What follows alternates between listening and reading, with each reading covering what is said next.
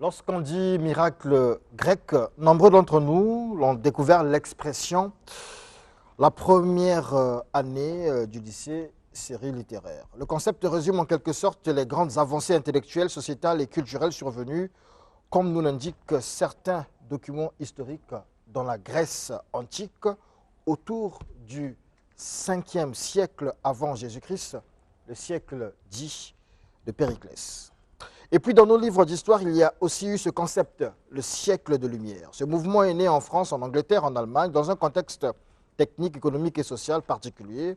Ascension de la bourgeoisie, progrès technique, progrès de l'organisation de la production et notamment des communications, progrès des sciences souvent appliquées au travail des hommes. En tout cas, le mouvement des Lumières tire son nom de la volonté des philosophes européens du XVe siècle de combattre les ténèbres de l'ignorance par la diffusion du savoir. L'encyclopédie dirigée par Diderot et d'Alembert est le meilleur symbole de cette volonté de rassembler toutes les connaissances disponibles et de les répandre auprès d'un public éclairé. Et nous autres sommes de la génération de personnes qui se faisaient raconter le miracle de Tapapaï. Le redoutable sorcier, oui, le redoutable sorcier, où les superpuissances du village Lefoutou dans la Lékoumou, aujourd'hui encore, bien de choses se disent et se font au nom de la sorcellerie africaine et des mystères et prodiges des Noirs africains, mais sans jamais faire émerger les prémices d'un miracle, entre guillemets, africain. Les Kamites préfèrent s'accrocher comme pour se donner une espèce de consolation morale et mentale à l'âge d'or de l'Égypte antique, l'Égypte des pharaons. C'est dommage. Bref, peut-on parler aujourd'hui de sorcellerie axée sur les résultats positifs? On en parle avec Justin Minimona, philosophe. Bonjour. Bonjour. Lubassou Lwakanda Diangola, sorcier positif. Bonjour. Bonjour. Obambe Ngakoso, panafricaniste. Bonjour à vous. Bonjour. Et Dr Bosco Ben Youssef, animiste, guide du nouvel ordre animiste. Bienvenue dans Aréam. Merci beaucoup. Alors, la sorcellerie en question, on en parle. Je vais donner quand même la parole à Lubassou Lwakanda Diangola.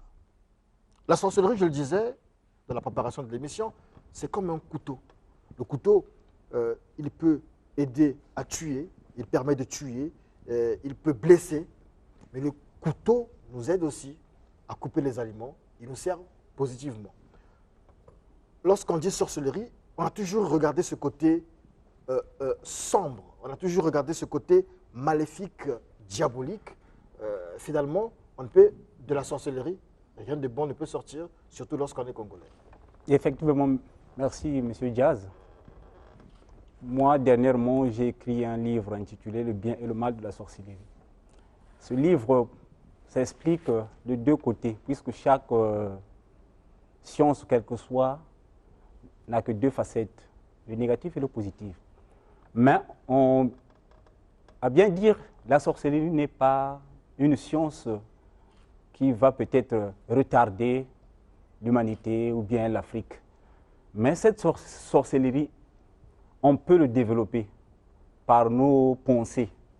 Puisque ce que j'ai constaté, ce n'est pas la sorcellerie qui n'est pas bon, mais c'est plutôt la personne qui possède cette science, qui ne veut pas bien transmettre ça, qui ne veut pas bien pratiquer cette science dans le côté positif. C'est comme le disait Bosco Ben Youssef, la sorcellerie en réalité est non coupable et ce sont les sorciers qui sont coupables.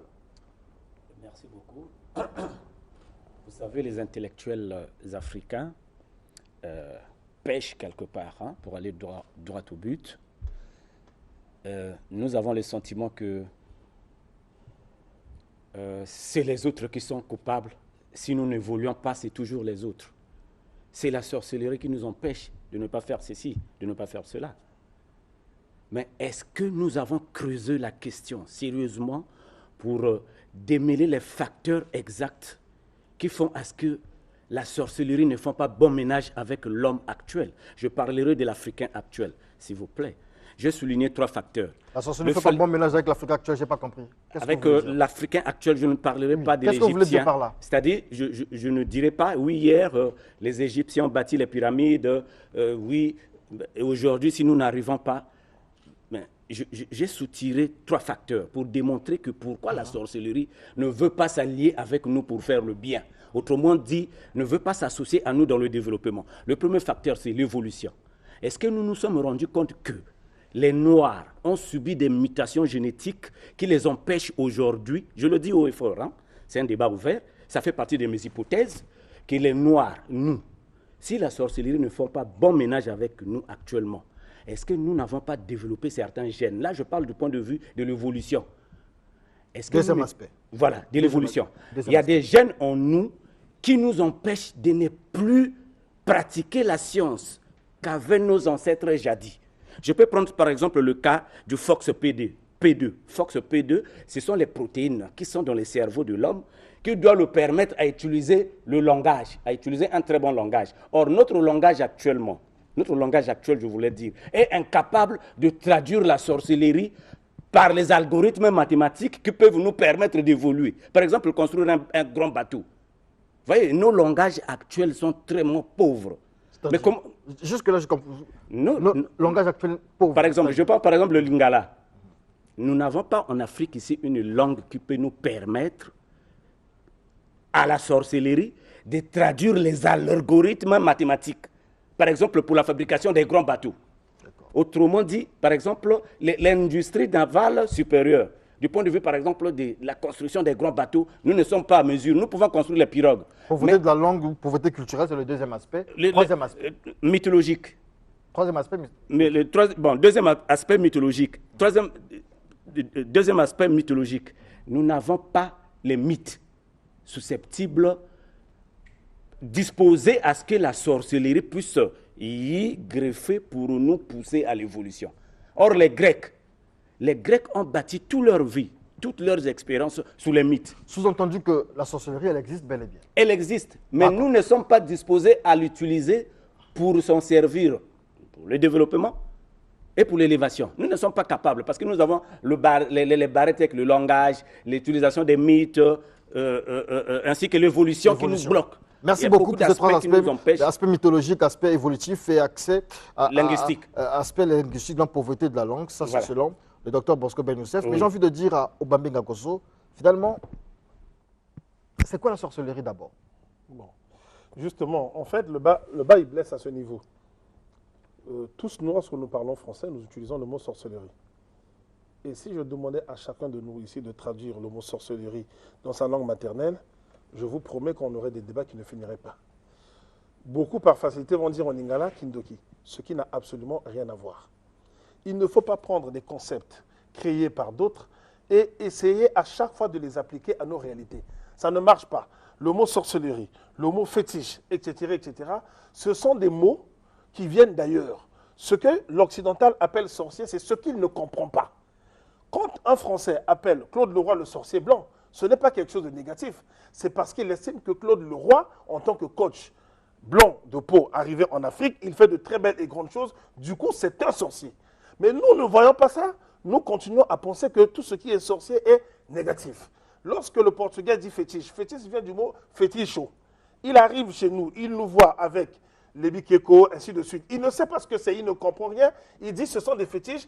Et nous, on est parti, il a des fétiches chez lui, il est mauvais. Si on revient à l'essence même, ce que le blanc appelle sorcier, c'est ce qu'il ne comprend pas. Et c'est ce que vous et nous ici, nous ne comprenons pas. Comment, par exemple, si on prend l'exemple de ce que vous avez dit, Hermakana, Tapapaï, ainsi de suite. Comment les gens arrivent ou arriveraient à faire cela? Et à partir du moment où on fait ce questionnement, on peut dépêcher des gens, vous et moi on peut y aller, on les écoute, on vit avec eux, on se fait initier si ça nous intéresse et on va se mettre à faire des bonnes et de belles choses. Mais n'oublions pas une chose, toutes les sociétés sont appelées à connaître les sommets et à péricliter.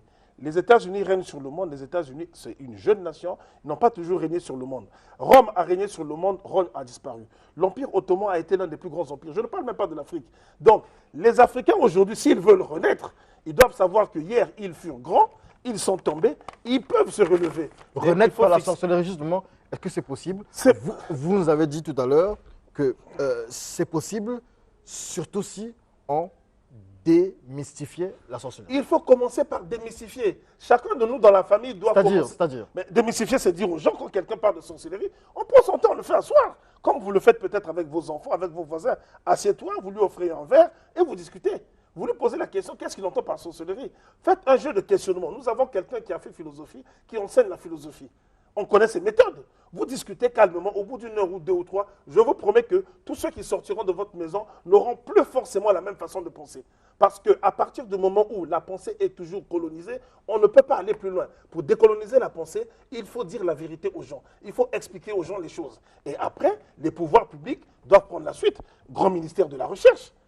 On ne peut pas parler aujourd'hui de recherche en mettant de côté tous ces gens. Récemment, au Kenya, on appelait ça école de sorcellerie. Bon, je regrette un peu. C'est la parapsychologie, on dira. Ils ont fait ça au Kenya et les gens sont en train de s'inscrire en masse. On n'a pas entendu que les gens sont descendus dans la rue pour casser cette école. Les gens viennent de Haïti, du Bénin, ils vont au Kenya pour apprendre la sorcellerie. Parce qu'ils savent qu'il y a quelque chose de bon à faire là-dedans. La sorcellerie ne signifie pas bouffer son neveu comme on le pense vulgairement. Ça n'a absolument rien à voir.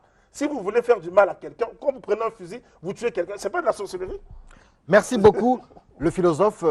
Vous réagissez en dernier. Vous avez pu écouter ici les avis des uns et des autres. Le sujet, c'est la sorcellerie en question. Et dans mon intro, je parlais de sorcellerie axée sur les résultats. Est-ce que ça peut être possible? Vous avez la parole. Merci pour la parole accordée et pour l'invitation une fois de plus. Monsieur le journaliste, nous devons bien circonscrire la question. Sinon, nous allons divaguer, sortir réellement de l'objectif. Bon, quand nous parlons de la sorcellerie, ceux qui m'ont précédé l'ont dit. Nous voulons parler de quelle sorcellerie? Parce que lorsque mon frère Obambe a parlé du sorcier blanc, hein, ça c'est ce qu'on appelle en langage l'analogie. C'est-à-dire que quand moi je fais bien, je joue comme un général. L'action que j'ai posée est comme celui d'un général. Donc on peut me donner le statut de général. Mais je ne suis pas général. Général, c'est dans l'armée. Donc voilà pourquoi il faudra qu'on sache réellement, nous voulons parler de quelle sorcellerie. Si c'est la sorcellerie mystique qui existe ici chez nous, dont on pense seulement faire du mal, et moi je veux dire le contraire. Vous savez qu'aujourd'hui, le défaut, nous avons perdu nos langues et nous ne pouvons plus connaître notre culture réellement. Dans la langue Congo, on dit ceci, Kundu, Bubote Nabu Bibashilar. Très bien. Kundureko, hein, je vais traduire. Kundureko pour protéger la famille, les membres de la famille. Kundureko Diatinchete. Donc, dans notre tradition, Congo, on dit bien que la sorcellerie sert au bien comme au mal.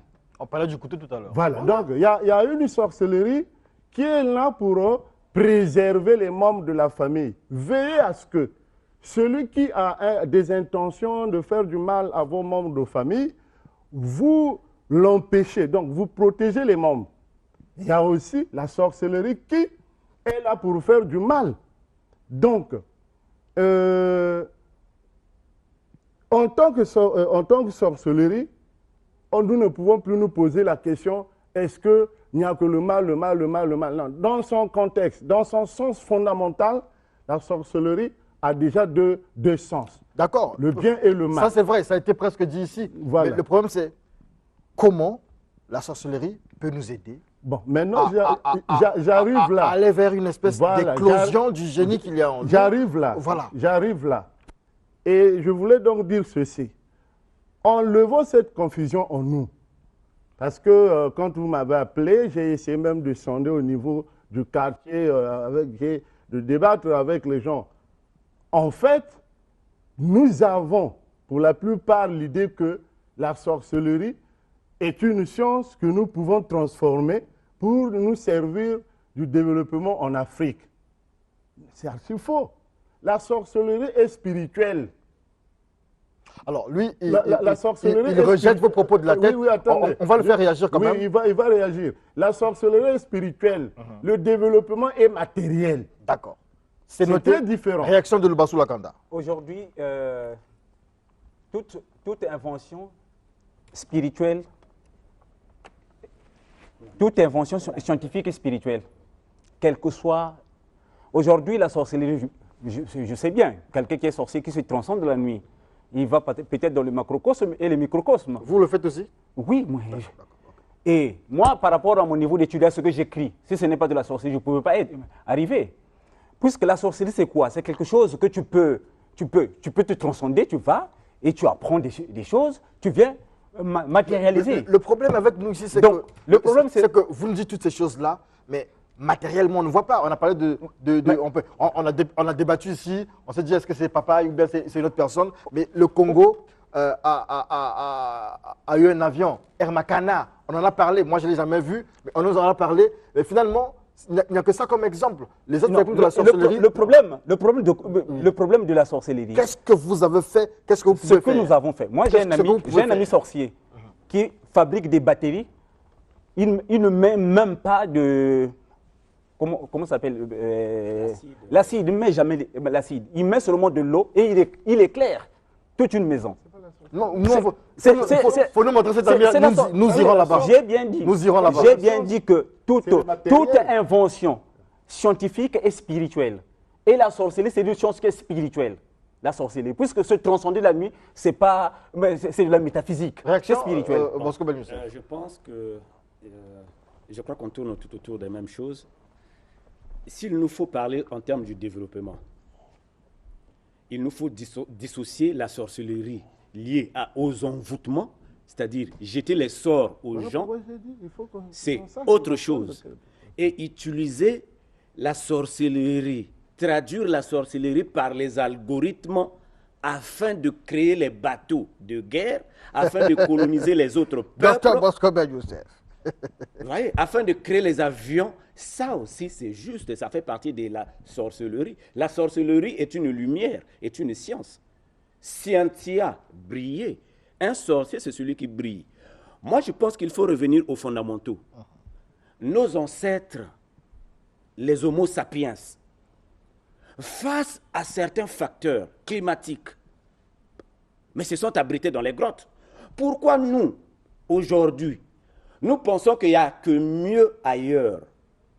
Il faut aller chercher l'Eldorado en France, aux États-Unis. Pourquoi nous abandonnons chez nous-mêmes, nous allons, alors que nos ancêtres ici, sur nos continents, ont transformé le métal?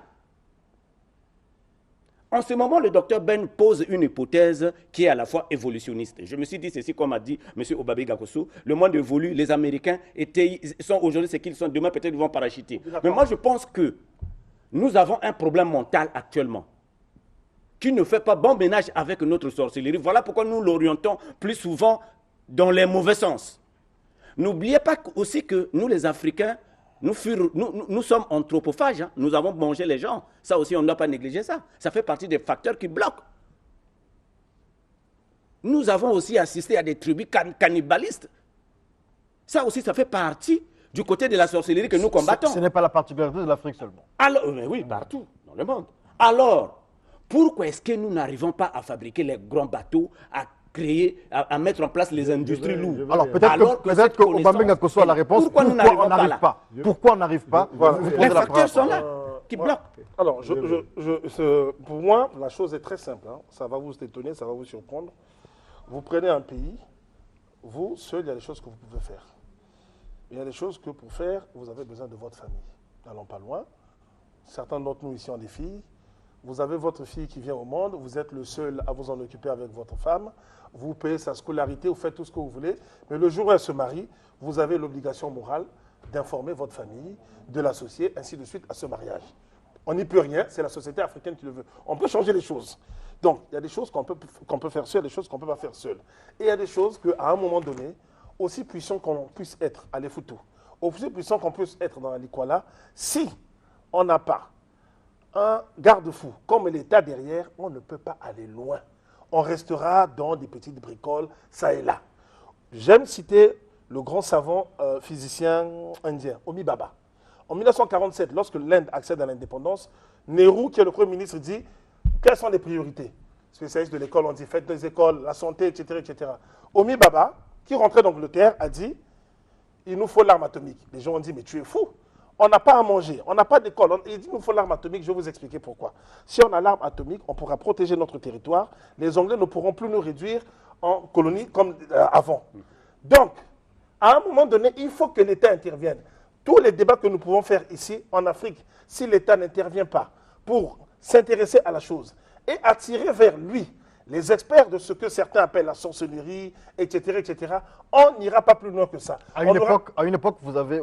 Justement, nous étions jeunes, nous avions sollicité le ministre Marcel de Poilikunga, qui était ministre de la Recherche scientifique, et qui avait rigolé. Je me souviens, c'était dans un amphithéâtre. Qu'est-ce que vous lui avez dit? On lui avait dit, mais, monsieur le ministre, pourquoi ne pas organiser un congrès des sorciers?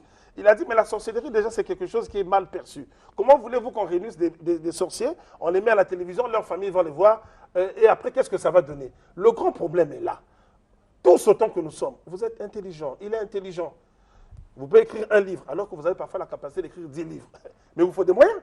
Lui aussi, il est brillant dans son domaine. Il peut peut-être former 10, 20, 50 personnes, mais il ne pourra pas en former 10 000. Il nous faut des garde-fous derrière. Moi, je ne parle pas de l'État congolais en tant que tel, mais je parle de tous les États africains. Il faut réfléchir à cette question et prendre les gens qui disent qu'ils sont capables de faire des choses, et leur proposer des contrats, 3 ans, 5 ans, 7 ans, faites-nous des choses. Et il ne faut pas dissocier ce que le frère préfère appeler science d'un côté et ce que d'autres appellent la sorcellerie. Moi, je pense que les choses vont de pair. Monsieur Bohr a eu à rêver le modèle de la tombe de Bohr en rêve. Il a rêvé. Il a rêvé, il s'est réveillé. Il n'a pas créé, il n'a pas inventé. Et aujourd'hui, on l'utilise en chimie plusieurs siècles après. Oui, en fait, moi, je reviens sur mes propos. Parce que le savoir, le développement dont nous parlons, il y a le développement matériel, il y a le développement spirituel.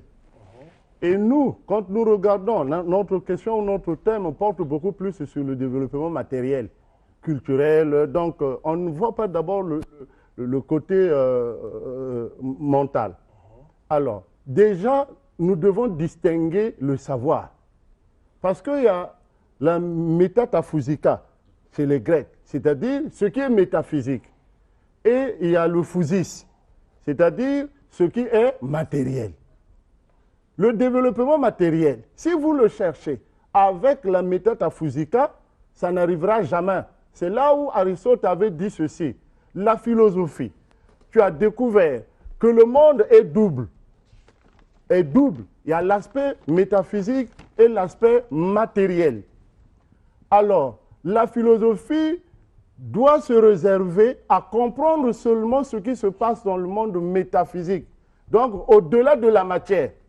Et ce sont les sciences qu'on appelle les sciences naturelles, les sciences physiques, les sciences exactes qui doivent se consacrer à comprendre la matière parce que c'est de là où viendra le développement matériel.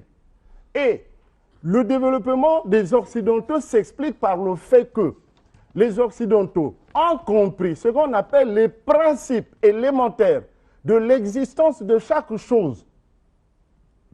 Ici, tous nous sommes intellectuels. Francis Bacon dit quoi?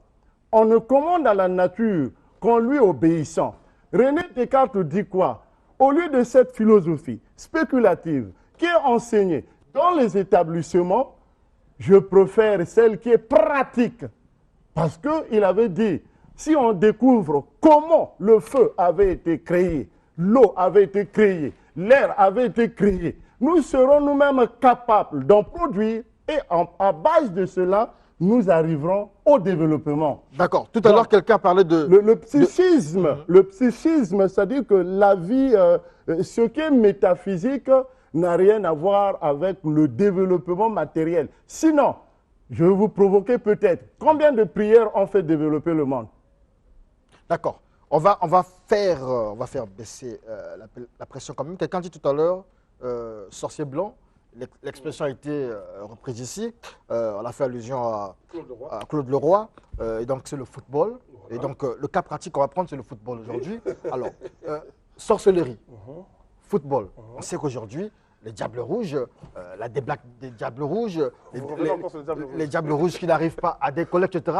Mais c'est en ce moment-là qu'on aurait besoin de Bosco Ben Youssef, de Maître Waka là-bas, de Lubassou Lakanda pour faire de la sorcellerie un levier pour des sorts, justement, de notre football. Cas pratique, qu'est-ce qu'il faut faire? J'ai une réponse toute faite qui va vous faire sourire. Claudio Taffarel, aujourd'hui, a 55 ans. C'est le gardien de but de l'équipe du Brésil au Mondial 90 et 94. Le Brésil, c'est le plus grand pays catholique au monde, après peut-être les États-Unis. Les Brésiliens sont extrêmement chrétiens. Je dis bien extrêmement chrétiens, j'insiste là-dessus. Taffarel, un jour, est interrogé au sujet de sa foi. Il dit ceci: quand je monte sur un terrain de football, je ne demande pas à Dieu la victoire. Parce que Dieu n'a pas à choisir entre mes adversaires et moi. Ce que je demande à Dieu, c'est de préserver ma santé.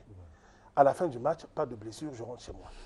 Je vous promets que le jour où j'ai lu ça, j'ai dit, mais voilà encore une preuve qu'en Afrique, nous perdons notre temps.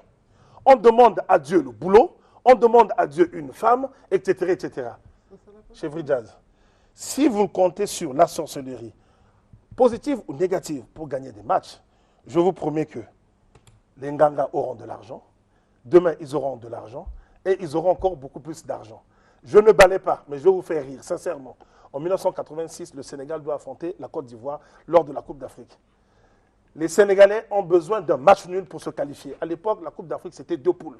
Et on va directement en demi-finale. À la fin du match, la Côte d'Ivoire gagne. 1 but, Abdoulaye Traoré. Les Sénégalais repartent voir leur marabout. Vous savez ce que le marabout dit? Moi, j'ai fait mon travail.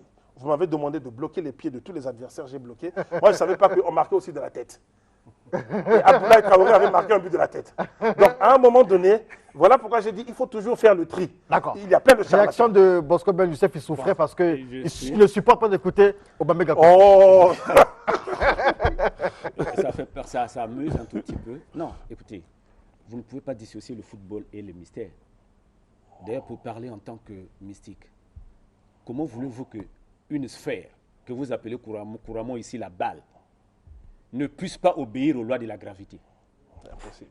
Mais vous ne pouvez pas jouer le football sur la Lune. Non, allez plus loin, il faut réfléchir.